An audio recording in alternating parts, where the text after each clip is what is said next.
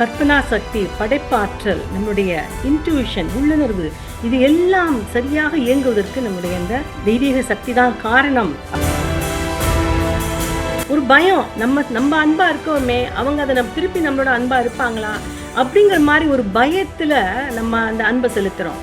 அப்போ அந்த அன்பு அன்கண்டிஷனல் லவ், நிபந்தனையற்ற ஒரு அன்பாக இருக்க வேண்டும்.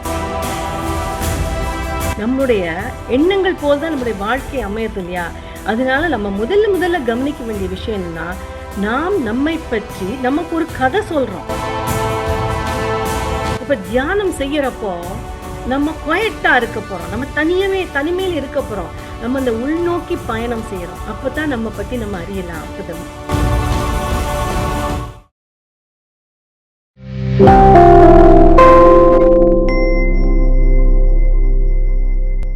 எல்லோருக்கும் பொதுவான இறைவனுக்கும் பிரபஞ்சத்திற்கும் பிதாமக பிரம்ம ரிஷி பத்ரிஜி அவர்களுக்கும் என் முதற்கண் வணக்கத்தையும் நன்றியும் தெரிவித்துக் கொண்டு, இந்த PMC மாலை தியான மலர் நிகழ்ச்சியில் பேசுவதற்கு எனக்கு வாய்ப்பளித்த PMC அமைப்பினருக்கும் நன்றியை தெரிவித்துக் கொண்டு, மற்றும் இந்த நிகழ்ச்சியில் இணைந்திருக்கும் அத்துணை ஆத்ம நண்பர்களுக்கும் என்னுடைய அன்பான வணக்கத்தையும் நன்றியும் தெரிவித்துக் கொள்கின்றேன். நேற்றிலிருந்து நம்ம இந்த பியூர் ஹியூமன், கிரெக் பிரேடன் என்பவர் எழுதிய பியூர் ஹியூமன் என்ற புத்தகத்திலிருந்து தகவல்களை பார்த்து கொண்டிருக்கிறோம். அப்போ நேற்று நம்ம இந்த battle between the good and evil, அதாவது தெய்வீக சக்திக்கும் தீய சக்திக்கும் ஒரு போர் நடந்து கொண்டே இருக்கிறது. அந்த போர் எதற்காக என்று சொன்னால், நமக்குள் இருக்கும் அந்த தெய்வீக சக்திக்காகத்தான் அந்த போர் நடக்கிறது அப்படிங்கறத பத்தி பார்த்துட்டு இருந்தோம் நம்ம. அப்போ இன்னமும் அதை பத்தி இன்னும் கொஞ்சம் விவரமாக பார்ப்போம். தெய்வீக சக்தி என்றால் என்ன, அதை எப்படி நாம் அறிந்து கொள்வது, எப்படி நமக்கு அதை எழுப்பலாம், நம்மிடமிருந்து எப்படி எழுப்பலாம்ங்கிறதுக்கு. அப்போ அந்த தெய்வீக சக்தி என்றால் என்ன, அதாவது டிவினிட்டி என்றால் என்ன, அதை நாம் எப்படி அறிந்து கொள்ளலாம், எப்படி அதை நம்மிடமிருந்து எழுப்பலாம் அப்படிங்கிறதுக்கெல்லாம் நிறைய கேள்வி வரும்போது அதுக்கெல்லாம் அவர் நிறைய விஷயங்களை பத்தி சொல்றார். இந்த தெய்வீக சக்திங்கிறது நம்முடைய எண்ணங்களுக்கு அப்பாற்பட்டது. நம்முடைய கான்சியஸ் மைண்ட், சப்கான்சியஸ் மைண்ட், இதுக்கும் எல்லாம் அப்பாற்பட்டது. அதை ஒரு சூப்பர் கான்சியஸ்னஸ் அப்படின்னு சொல்றார். அந்த தெய்வீக சக்தி தான் நம்முடைய வாழ்க்கையை நாம் சிறப்பாக கொண்டு செல்வதற்கு, வெற்றிகரமாக கொண்டு செல்வதற்கும், அந்த உடலை நம்ம அந்த ஹீல் பண்றது, எப்படி ஆரோக்கியமா வைத்துக் கொள்வதற்கு, அதுக்கப்புறம் நம்மளுடைய அந்த கற்பனா சக்தி, படைப்பாற்றல், நம்மளுடைய இன்ட்யூஷன், உள்ளுணர்வு, இது எல்லாம் சரியாக இயங்குவதற்கு நம்முடைய அந்த தெய்வீக சக்தி தான் காரணம் அப்படிங்கறத பத்தி நம்ம பார்த்தோம் நேத்திக்கு. அப்புறம் நம்மளுக்கு இந்த இண்டிபெண்டன்ஸ் கொடுக்கறது, பயத்திலிருந்து நம்ம விடுவிக்கிறது, அந்த பயம் எது நேரத்துல வருது அப்படிங்கலாம் பத்தி நம்ம நேத்திக்கு கொஞ்சம் விவரமாக பார்த்தோம். இப்போ இப்படி இந்த வாழ்க்கை ஒரு போராட்டமாக நம்ம நினைக்கிறோம். இந்த வாழ்க்கையில நம்ம போராட்டம் நினைக்கிறப்ப இந்த வின் லூஸ்ங்கிற கான்செப்ட்லயே இருக்கிறோம். அதாவது வெற்றி தோல்விங்கிறது தான் இந்த வாழ்க்கையில இருக்குதுங்கிறதுனா, ஆனா அதுக்கு இடைப்பட்டது, அதாவது கொலாபரேஷன், அதாவது வின் வின் அப்படிங்கிற மனப்பான்மையை நம்ம வளர்த்துக்கணும். அப்போ நமக்கு ஏற்கனவே நமக்கு தெரிந்த இந்த மாதிரி விஷயங்கள்ல அந்த டிவினிட்டி எப்படி வெளிக்கொண்டு வரலாம், அதை எப்படி எழுப்பலாம்ங்கிறப்ப நமக்கு நிறைய விஷயம் பத்ரிஜி ஏற்கனவே நமக்கு சொல்லியிருக்காரு இல்லையா? இந்த தியானம் பண்றது, சுவாத்தியாயம், சத்ஜன சாங்கத்தியம், அப்புறம் சேவை செய்யறது, இதெல்லாம் பத்ரிஜி சொல்லியிருக்கிறார் இல்லையா? அதை தவிர கிரெக் பிரேடன் இன்னும் என்ன சொல்றாருன்னா, அதுல அந்த அன்பை முழுமையாக பயம் இல்லாமல் வெளிப்படுத்தணும். அந்த அன்பு செலுத்துறப்போ நம்ம என்ன செய்யறோம்னா, ஒரு பயம், நம்ம அன்பா இருக்கோமே, அவங்க அதை திருப்பி நம்மளோட அன்பா இருப்பாங்களா அப்படிங்கிற மாதிரி ஒரு பயத்துல நம்ம அந்த அன்பை செலுத்துறோம்.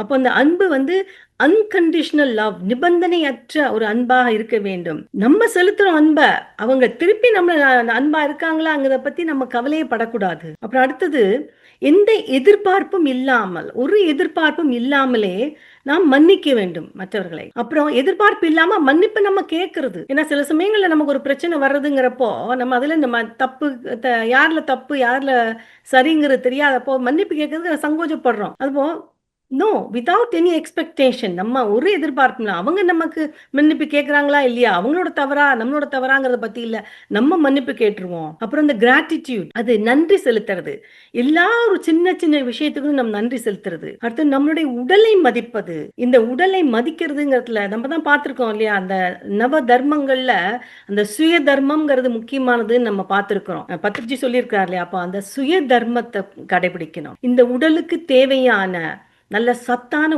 உணவை கொடுக்கறது, தேவையான அளவு உடல் பயிற்சிகள் எக்ஸசைஸ்லாம் ரொம்ப இம்பார்ட்டன்ட். அப்ப அதெல்லாம் செய்யறது. அதுக்கப்புறம் இந்த உடல்ல இருக்கிற ஏற்கனவே இருக்கிற அந்த நோய் எதிர்ப்பு சக்தியை பற்றி நாம் படித்துக் கொள்வதுங்கிறார் இந்த இடத்துல. we have to learn about thatங்கிறார். ஏன்னா நமக்கு தெரியல.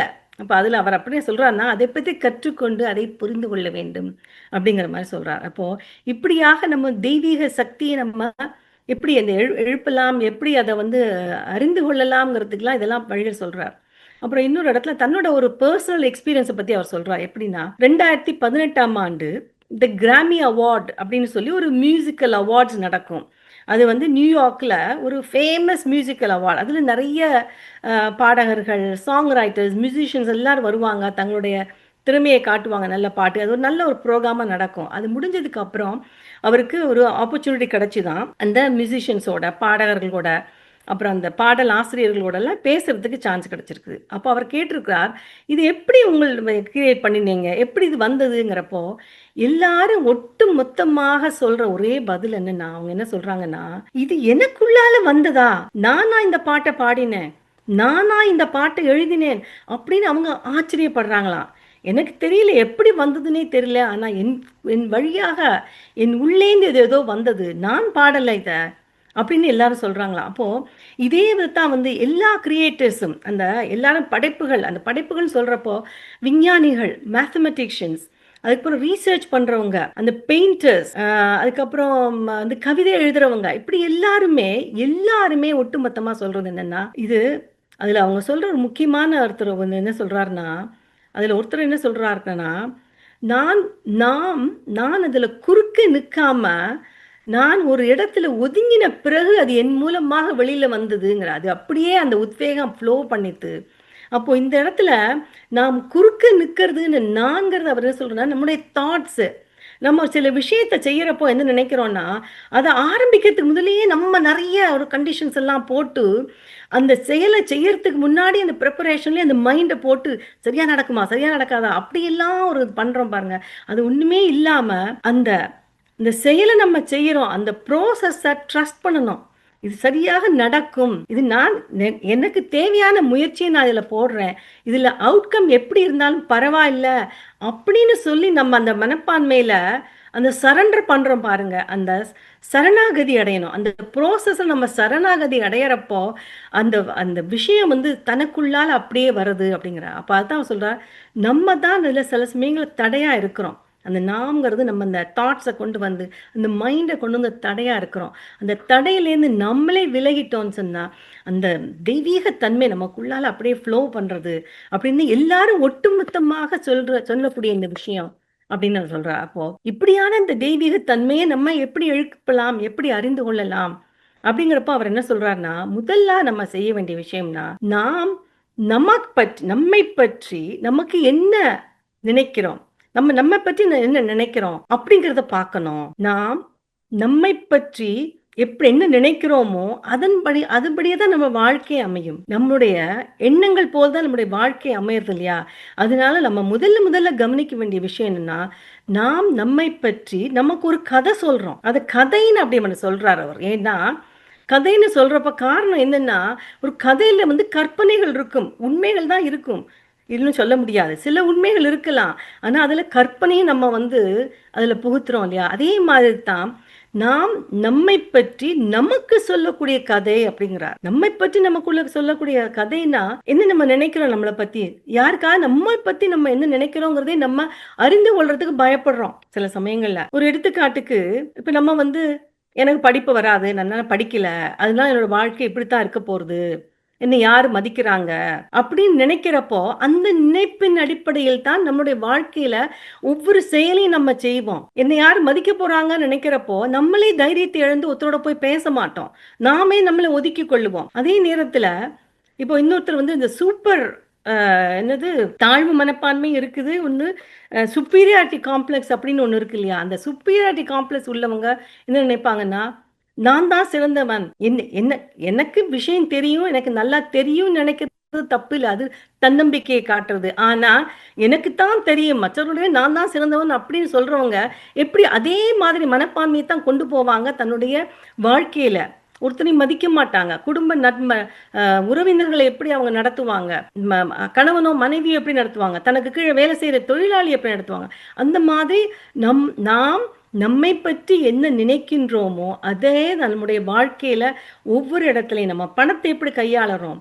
உறவுகள்ல நம்ம எப்படி பழகுறோம்? இது எல்லாமே நாம் சொல்லக்கூடிய அந்த கதையின் அடிப்படையில் தான் நடக்கிறது. அப்போ நம்முடைய எண்ணங்கள் தான் நம்முடைய வாழ்க்கையை நிர்ணயிக்கிறது அப்படின்னு சொல்றார். அப்புறம் நமக்குள் இருக்கும் அந்த தெய்வீகத்தை எப்படி எழுப்பலாம்ங்கிறதுக்கு காரணம் அந்த கதையை மாற்ற வேண்டும். நாம் நம்மை பற்றி சொல்லக்கூடிய அந்த கதையை மாற்ற வேண்டும்ங்கிறார். அப்ப இந்த கதை அப்ப அதை எப்படி மாத்தணும்ங்கிறது கேள்வி வருது இல்லையா? இப்போ இந்த நான் நம்மை பற்றி என்ன சொல்கிறேன்? அப்ப ஒவ்வொரு நாளும் நாம் நமக்கு கேட்க வேண்டிய கேள்வி அவர் என்ன சொல்றாருன்னா, நான் நம்ம பத்தி என்ன சொல்றேன்? என்ன பத்தி நான் என்ன சொல்றேன்? அப்படின்னு நம்ம கேள்வி கேட்கணுமா? ஆனா பெருவாரியான நேரங்கள்ல நம்ம நம்ம பத்தி அறிந்து கொள்வதற்கே பயப்படுகிறோம். அதனால நம்ம எத்தனையோ விஷயங்கள்ல நம்ம வந்து ஃபோக்கஸ குடுக்குறோம். அந்த நம்முடைய சில சமயங்கள்ல அவங்க ஒரு எடுத்துக்காட்டு சொல்றேன்னா, வீட்டுக்கு வந்த உடனே என்ன செய்றோம் நமக்கு? நம்ம சுத்தி ஏதாவது ஒரு விஷயம். வந்த உடனே டெலிவிஷன போடுறது, சத்தம் வேணும். டெலிவிஷன பார்க்குறோம், பாட்ட போடுறோம், உடனே ஃபோன தூக்குறோம். இதெல்லாம் என்னத்துக்குன்னா, நம்முடைய கவனத்தை நம்மை பற்றி அறிந்து கொள்வதற்கே சில சமயங்கள்ல பயப்படுறோம். அதை எப்படி நம்ம அறிந்து கொள்றது? அதுக்கு தான் தியானம். இப்ப தியானம் செய்யறப்போ நம்ம குவைட்டா இருக்க போறோம். நம்ம தனிமையில இருக்க போறோம். நம்ம அந்த உள்நோக்கி பயணம் செய்றோம். அப்பதான் நம்ம பத்தி நம்ம அறியலாம். ரமண மகரிஷி என்ன சொல்றார்? உன்னை பற்றி அறிந்து கொள் அப்படின்னு சொல்றார் இல்லையா? அதே தான் கிரெக் பிரேடர்னு சொல்றார். நம்முடைய கதையை மாற்றணும். நம்மளுடைய வாழ்க்கையில உள்ள நம்முடைய தெய்வீக தன்மையை எப்படி எழுப்பணும்னு சொன்னா, அதாவது உள்நோக்கி பயணம் செய்ய வேண்டும். அப்புறம் நமக்கு அப்படி செய்யறப்ப தான் நம்மளுடைய வைப்ரேஷன் அதிகரிக்கிறது. அப்பதான் நம்ம பத்தி உண்மையாகவே நம்ம பத்தி நம்முடைய அபிப்பிராயத்தை பார்ப்போம். நம்ம செய்த தவறுகள் எதை சரியா பண்றோம், எதை தவறா பண்றோம் அப்படிங்கறத பத்தி நம்மவே வந்து அதை வந்து அறிந்து கொள்வோம். அந்த அக்செப்டன்ஸ் வரும். அப்ப இப்படியாக அந்த கதை இப்படி நம்முடைய கதையை மாற்றணும், நம்முடைய கதை அப்படின்னு சொல்றோமே, அந்த கதை எப்பல இருந்து உருவாகிறது? அது எப்படி அந்த கதை உருவாகிறதுன்னு சொன்னா, நம்முடைய குழந்தை பருவத்திலிருந்தே அந்த கதை உருவாகிறது. குறிப்பாக சொல்ல போனால் நம்முடைய தாயின் கர்ப்பத்தில் இருக்கும்போதே, ஒரு சிசுவாக தாயின் கர்ப்பப்பையில் இருக்கும்போதே அந்த கதை உருவாகிறது. அதுக்கப்புறம் குழந்தையாக வெளியில வந்த பிறகு அது கொஞ்சம் வலிமைப்படுத்தப்படுகிறது. அப்போ அந்த வலிமைப்படுத்தப்படுகிறது அப்படின்னு சொல்றப்ப அதுக்கப்புறம் பள்ளிக்கூடத்துலாம் போறப்போ அங்கேயும் இதெல்லாம் கத்துக்கிறோம். அப்போ இந்த இடத்துல அவர் வந்து அந்த எங்க உருவாகிறது நம்ம உணர்வுகள் அதுகளை பத்தி சொல்றப்போ ஒரு புத்தகத்தை பற்றி அவர் கோட் பண்றார். ஒரு சயின்டிபிக் இன்ஃபர்மேஷன். அந்த கேண்டேஸ் பெர்ட் என்ற ஒரு நியூராலஜிஸ்ட் ஒரு புத்தகம் எழுதியிருக்கிறார். த மாலிக்யூல்ஸ் ஆஃப் எமோஷன்ஸ் அப்படின்னு ஒரு புத்தகம் எழுதியிருக்கிறார். அந்த புத்தகத்தை நீங்க யாரும் வாசிச்சிருந்தீங்கன்னா உங்களுக்கு அந்த விஷயம் புரியும். அப்போ அதுல அந்த சொல்லப்பட்ட முக்கியமான சாராம்சம் என்னவென்றால், நம்முடைய உணர்வுகள் தொடர்ந்து நம்முடைய உடல்ல வந்து ரசாயனத்தை உருவாக்கி கொண்டே இருக்கிறது. அந்த உணர்வுகள் நமக்குள்ள இந்த எக்ஸ்பீரியன்ஸை பொறுத்து நம்ம வாழ்க்கையில ஒரு நிகழ்வு நடக்கிறதுன்னு சொன்னா அந்த நிகழ்வுலேருந்து நம்ம எடுக்கக்கூடிய அனுபவம், அந்த அனுபவத்தை நம்ம எப்படி எடுத்துக்கிறோம், அந்த என்ன மாதிரி உணர்வுகள் நமக்கு வருது அந்த அனுபவத்திலேருந்து? கோபம் வருதா, பயம் வருதா, குற்ற உணர்வு வருதா, வெறுப்பு வருதா, அன்பு வருதா, தைரியம் வருதா, இப்படி எல்லாம் பார்க்குறப்போ அந்த உணர்வுகள் இருந்தா நமக்கு அந்த உடல் அந்த ரசாயனத்தை உருவாக்குறது. அந்த ரசாயனத்தை நியூரோபெப்டைட்ஸ் அப்படின்னு சொல்றாங்க. அப்போ இந்த நியூரோபெப்டைட்ஸ் எதன் அடிப்படையில் உருவாகிறதுனா அந்த வாழ்க்கையில நடக்கிற நிகழ்வுகளை பொறுத்து இல்ல, நிகழ்வுகளுக்கு உள்ள உண்மையை பொறுத்து உருவாகிறது இல்ல. எப்படின்னா அந்த நிகழ்வுகளை நம்ம எப்படி எடுத்துக்கிறோங்கிறத பொறுத்தது. இப்போ ஒரு எடுத்துக்காட்டுக்கு ஒரு வேலையில வந்து மேனேஜர் வந்து நம்ம ஒரு தப்பு பண்ணிட்டோமோ என்னவோ தெரியல, மேனேஜர் வந்து சத்தம் போடுறாங்க. அது எத்தனையோ விதமா எடுத்துக்கலாம் இல்லையா? அப்போ அதை வந்து இந்த மேனேஜர் எப்பவும் இப்படித்தான்ப்பா, அவனுக்கு என்ன பிடிக்கவே செய்யாது, அதனால தான் நான் செய்யறதுல எல்லாம் குத்தம் கண்டுபிடிச்சிட்டே இருக்காரு அப்படின்னு சொல்லி நம்ம ஒரு கோவப்படலாம். அந்த மேனேஜர் மேல கோவப்படலாம், வெறுப்பை கொண்டு வரலாம். அது ஒரு விதம். அதுக்கப்புறம் இன்னொன்னு, இந்த இந்த மேனேஜர் வந்து இப்படி பண்றாரே, இதனால என்ன வேலையிலே நிப்பாட்டி விடுவாரா அப்படின்னு நினைக்கலாம். அப்புறம் என்ன நினைக்கலாம், ஐயோ நான் அந்த தப்பு பண்ணிட்டேனே, ஐயோ இதனால இந்த மேனேஜருக்கு என் மேல உள்ள அபிப்பிராயம் ரொம்ப மாறிடுத்தே இப்படின்னு சொல்லி அந்த ஒரு குற்றம், இந்த கில்ட்டி கான்சியஸ் குற்ற உணர்வுல போகலாம். அதுவும் ஒரு உணர்வு தான். அது ஒண்ணு. இன்னொன்னு சொன்னா, மேனேஜர் தப்புன்னு சொல்லிட்டார். சரி, இதுல தப்பு இருந்திருக்குது, அவர் தன்னோட வேலையை தானே பண்ணினார், பரவாயில்ல, நம்ம இதுல தப்புல இருந்து நம்ம என்ன மாதிரி திருத்திக்க பார்ப்போம் அப்படின்னு சொல்ல ஒரு மனப்பான்மையும் இருக்கு இல்லையா? அப்போ இதை அப்போ அப்படி வர்றப்போ நமக்கு என்னது வரும், பரவாயில்ல, இட்ஸ் ஓகே அப்படின்னு சொல்லி ஒரு தைரியம் வருது. அது அடுத்த முறை நம்ம செஞ்சுக்கலாம். அது ஒரு நியூட்ரல் மனப்பான்மை. அப்போ அப்போ ஒவ்வொரு அந்த ஒரே நிகழ்வு எத்தனையோ விதமான உணர்வுகளை நமக்கு கொடுக்கறது. அப்போ எத்தனையோ விதமான நியூரோ பெப்டைட்ஸ் நம்மோட உடல்ல உருவாகிறது இல்லையா? அப்போ இதுல தான் அந்த தாயின் கர்ப்பத்தில் இருக்கும்போது அந்த அதுல நம்ம புரோகிராம் பண்ணப்படுறோம். நமக்கு வந்து அங்க தான் அந்த கதை ஆரம்பிக்கிறதுன்னு சொல்றப்போ, அந்த ஒரு தாய் அந்த நியூரோ பெப்டைட்ஸ் அவ கர்ப்பத்துல இருக்கும்போது, அவளுடைய உடம்பிலும் அவள் என்ன மாதிரி அந்த வாழ்க்கையில ஒரு நிகழ்வுகள் நடக்கிறதோ, அதை பொறுத்து அவள் என்ன மாதிரி உணர்கிறார்களோ, அதை எப்படி எடுத்துக்கிறாங்கங்கிறத பொறுத்து அவங்களுடைய உடம்புலயும் நியூரோ பெப்டைட்ஸ் உருவாகும். அந்த ரசாயனம் ரத்தத்தின் மூலமாக அந்த குழந்தைக்கும் வருது அந்த நியூரோ பெப்டைட். ஒரு எடுத்துக்காட்டுக்கு ஒரு தாய் ஒரு சந்தோஷமான ஒரு அமைதியான அந்த பிரச்சனை இல்லை வாழ்க்கையில ஒரு சேஃபாக பாதுகாப்பாக இருக்கிறோம் அப்படின்னு சொல்லி ஒரு பாதுகாப்பாக இருக்கிறோங்கிற உணர்வில் இருந்தாங்கன்னு சொன்னா அவங்களுக்கு அவங்களுடைய உடல்ல உருவாக்கக்கூடிய அந்த நியூரோ பெப்டைட்ஸ் எப்படி இருக்குன்னு சொன்னா அந்த உடல்ல அந்த ஹீலிங்ஸை கொண்டு வரக்கூடியது, உடலை வளர்க்கக்கூடியது, அந்த மாதிரியான இதை கொண்டு வரும், ரசாயனத்தை ஹார்மோன்ஸை ப்ரொடியூஸ் பண்ணும். அப்போ அந்த ஹார்மோன்ஸ் வர்றப்போ அதே தான் அந்த குழந்தைக்கும் போகும். அப்போ அந்த குழந்தையும் அமைதியா இருக்கும், குழந்தையும் வளர அந்த அந்த குழந்தையோட ரத்தத்திலையும் என்னன்னா அந்த அமைதியான ஹார்மோன்ஸ், ஹாப்பி ஹார்மோன்ஸ். அப்போ அந்த மாதிரி அவங்க ஹாப்பியா இருக்கிறாங்க சொன்னா அந்த ஹாப்பினஸ் அவங்க வந்து அந்த மகிழ்ச்சியை அவங்க வெளிப்படுத்தும் போது என்ன நடக்கிறது, நல்ல வளர்ச்சி தரக்கூடிய ஹார்மோன்ஸ் உருவாகிறது. அதே நேரத்துல ஒரு தாய் வாழ்க்கையில வந்து ரொம்ப கஷ்டப்படுறாங்கன்னு நினைக்கிறாங்க, பயத்துல இருக்காங்க, கோபத்துல இருக்காங்க, அந்த ஒரு வெறுப்பு அந்த மாதிரி எல்லாம் ஒரு ஆங்ஷியஸாவே இருக்கிறாங்கன்னு சொன்னா அவங்களுடைய உடம்புல உள்ள அந்த நியூரோ பெப்டைட்ஸ் எப்படி இருக்கும்னா அட்ரினலினை ப்ரொடியூஸ் பண்ணும். அட்ரினலின்னா என்னது, நம்மளுடைய இந்த ரசாயனம் நம்முடைய உணர்வுகளுக்கு ஏற்றால் போல் நம்மளுடைய உடலை தயார் பண்றது இல்லையா? இப்போ சந்தோஷமா இருக்கும்போது நமக்கு அதுல அந்த ஒரு அபாயம் ஒண்ணும் இல்லை, அந்த அபாயத்தை எதிர்கொள்ள வேண்டிய அளவுக்கு நமக்கு அந்த வேற அட்ரினல் அந்த மாதிரி ஹார்மோன்ஸ் தேவையில்லைங்கிறப்போ அந்த ஹீலிங் மோடுக்கு போறது. அந்த உடம்புல வந்து என்னென்ன ஹீலிங் செய்யணுமோ, எங்கெங்க குணப்படுத்தணுமோ அதுல போய் அந்த சத்துக்களை அதெல்லாம் அழகா பரிமாறுறது. ஆனா ஒரு அபாயம், இப்போ இன்னொரு தாய் நம்ம சொன்னோம் இல்லையா, அவங்க வந்து அந்த பயத்திலையும் கோபத்திலையும் பொறாமை எரிச்சல் இந்த மாதிரி விஷயத்துல இருக்கிற போது அவங்களுடைய உடம்புல அட்ரினல் ப்ரொடியூஸ் பண்ண என்னத்துக்காகனா பயம் ஒரு ஆபத்துங்கிறப்ப அதை காப்பாற்றுவதற்காக அதை எதிர்க்கும் சக்தியை கொடுக்கறது. அந்த உடல் வந்து சரியான ரசாயனத்தை ப்ரொடியூஸ் பண்றது. ஏன்னா அந்த எதிர்க்கும் சக்தி அப்படிங்கன்னா உடனே ஓடி போகிறது, இல்லாட்டா இருக்கிற அந்த அபாயத்தை எதிர்நோக்கி சண்டை போடுறது, இந்த மாதிரிக்காகத்தான் அந்த அந்த ஹார்மோன்ஸ் நமக்கு சுரக்கிறது. ஆனா இப்படியான அந்த அட்ரினலினும் அந்த கார்டிசால் இந்த மாதிரி ஹார்மோன்ஸ் சுரக்கிறப்போ அந்த ஹார்மோன்ஸும் குழந்தையோட உடலுக்கு போறப்போ குழந்தையோட வளர்ச்சியை பாதிக்கிறது.